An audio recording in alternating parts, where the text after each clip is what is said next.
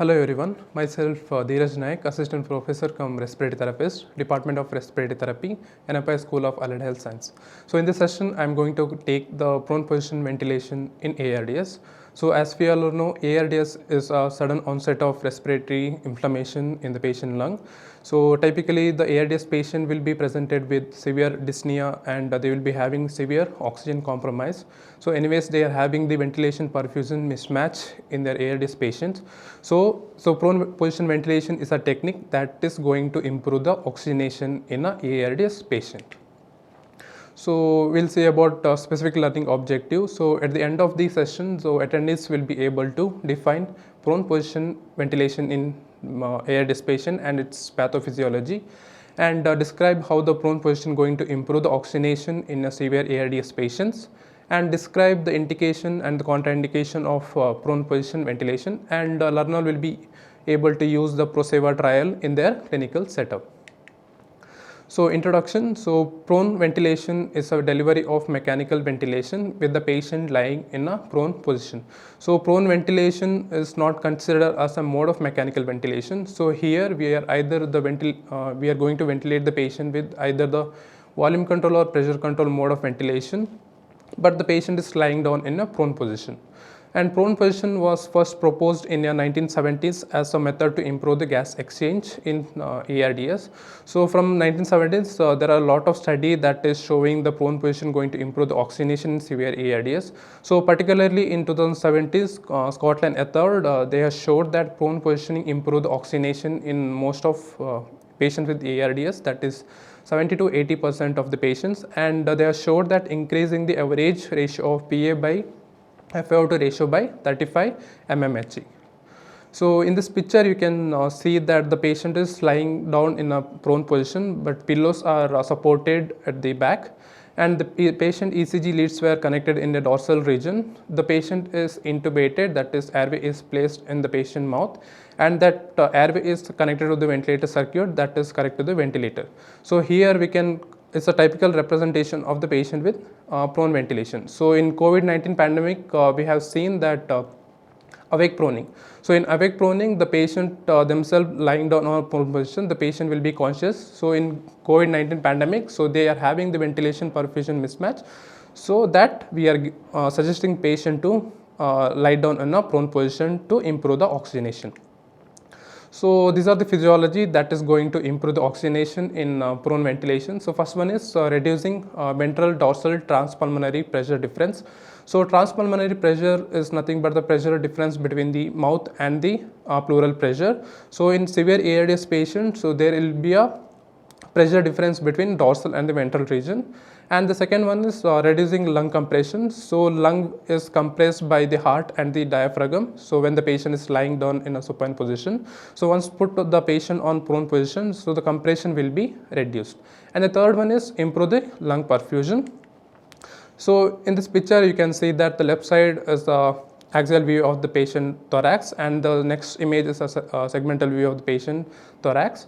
So the distending pressure of the alveoli or the pressure of the alveoli is mainly dependent on the transpulmonary pressure.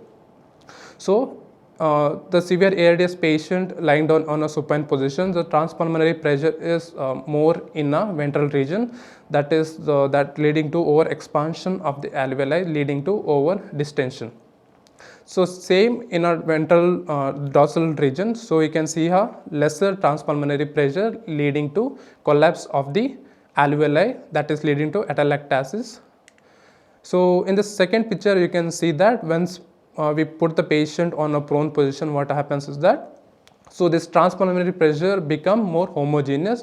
So the previously the atelectasis lung will be opened, that is the collapse alveoli is become the somewhat is opening, and the previous over expanded lung will become somewhat collapsed. So hence here we can see that the ventilation is improved.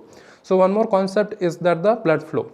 So when the patient lying on a supine position, as we all know, the fluid is a gravity dependent.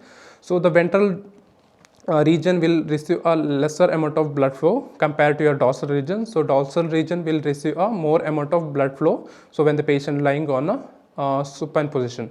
So once we put the patient on prone position, what happens that, so dorsal regions still receive the greater amount of blood. So hence here the perfusion is also improved. So the homogeneous ventilation, that is the improving in the transpulmonary pressure in the ventral and the dorsal region, and improvement in the perfusion in the prone position will improve the oxygenation in a severe ARDS patients. So reducing ventral dorsal transpulmonary pressure difference by, so in supine position, so the ventral transpulmonary pressure exceed and the dorsal transpulmonary pressure, there is a greater expansion of the ventral alveoli than the dorsal alveoli. So that leading to over inflation of the ventral alveoli and atelectasis of the dorsal alveoli. So in prone position, what happens that the prone position reduces the difference between the dorsal and the ventral transpulmonary pressure and making the homogeneous ventilation. So and reducing lung compression in supine position, what happens that, so heart will compress the medial posterior lung parenchyma and the diaphragm will compress the posterior caudal lung parenchyma. So this compression by either the heart or the diaphragm may exaggerate the dependent lung collapse of the supine position. So once we put the patient on prone position, so the heart will become dependent, so lying down on a sternum, and this will affect the improve the oxygenation in a patients.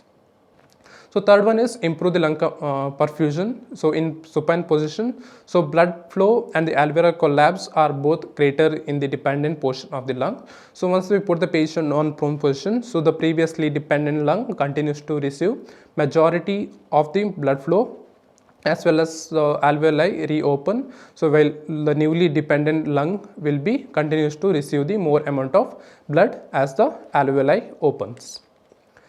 So improve the oxygenation by these factors. The blood is redistributed to area that is better ventilated. So here improvement in the transpulmonary pressure, that is the homogeneity of the transpulmonary pressure, definitely going to improve the ventilation. And second one is blood redistribution may also improve the alveolar recruitment in previously closed area of the lung. And the prone position changes the position of the heart, so it is no longer puts weight on the lungs. So once we put the patient on prone position, so the weight of the heart that is dependent on the sternum, so it will not put weight on the lungs. So pleural pressure is more uniform and is distributed, which could improve the alveolar recruitment. So these are the indication to put the patient on a prone position according to the Capital Health prone criteria. So they have mainly two criteria are there. So first one is ARDS with a PaO2 by FiO2 ratio less than 150 mmHg. And the second, so once we find out the patient has a severe ARDS, so early proning has a better outcome of the patient and lesser mortality of the patient. So according to them, so Capital Health criteria, so before like early proning session will improve the oxygenation in a severe ARDS patients. So absolute contraindication, we are not supposed to put the patient on prone position. So first one is acute bleeding, example the hemorrhagic shock or the massive hemoptysis, and the multiple fracture or the trauma. So example unstable fracture of femurs or the pelvic fractures. So during proning section, so there will be a lot of movement, so that will worsen the patient outcome. And the spinal instability and the raised intracranial pressure greater than 30 mmHg or the CPP less than 60 mmHg, or the tracheal surgery or the recent any surgery or the tracheal surgery, that are the absolute contraindicated to put the patient on prone position. So these are the relative contraindication. We can put the patient on prone position, but we have to very careful during the proning session. So first one is shock, that is the persistent mean arterial pressure less than 65 mmHg. So major abdominal surgery, any recent pacemaker implant, and the severe burns and the recent lung transplant recipients. So second one is pressure source, that is mainly seen in a facial. Okay, when the patient put on proning session, so the patient will lie down a proning session for a prolonged period, so that will put a weight on the facial region, that is leading to pressure source of the patient face. And the dislodging the vascular catheter or the drainage tube. So if the patient is on any central lines or if the patient is on intracranial drainage system, so we have to take care of this system while the proning session. And the transient arrhythmias, So nerve compression, that is most commonly seen in a brachial plexus injury. So when the patient, the shoulder or the neck is extended for a prolonged period, so these kind of injuries can be seen. And the venous stasis, that is the facial edema, and the crust injury in a most commonly all over the body we can see.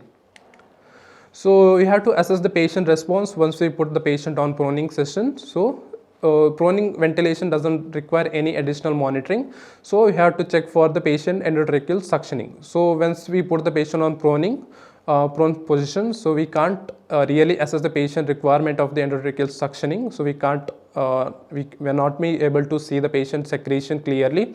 So by the ventilator parameters, or if you suspect that the patient is having any secretions, you have to suction the endotracheal tube frequently. And the electrocardiographic leads can be connected at the dorsal region of the patient. So we can check the response to the prone position, that is mainly by two factors, that is P by F ratio, PaO2 by FiO2 ratio, that we can see a 20 mmHg improvement from the baseline. So we have to take the baseline P by F ratio before proning the patient. So once we prone the patient after 30 or 1 hours of proning session, so we have to again check the P by F ratio. So if the improvement is the greater than 20 mmHg, that means the prone ventilation is going to improve the patient. And the second parameter, that is PaO2. So if the PaO2 greater than 10 mmHg from the baseline, that means the patient is going to improve the proning session. So this is the PROSERVE trial, that is the prone position in a severe acute respiratory distress syndrome, that is published in 2013 in a New England Journal of Medicine. So this is a multi-centered prospective randomized control study. So here they are included 466 severe ARDS patients. So they have classified severe ARDS based on their P by F ratio. If the patient is having less than 150 mmHg P by F ratio, so they have included in this study, and the requirement of FiO2 greater than 60, and the P ratio, that is greater than P of 5 mmHg. So they have included in this study. So they have divided into two groups. So one is for supine and one is for prone positioning.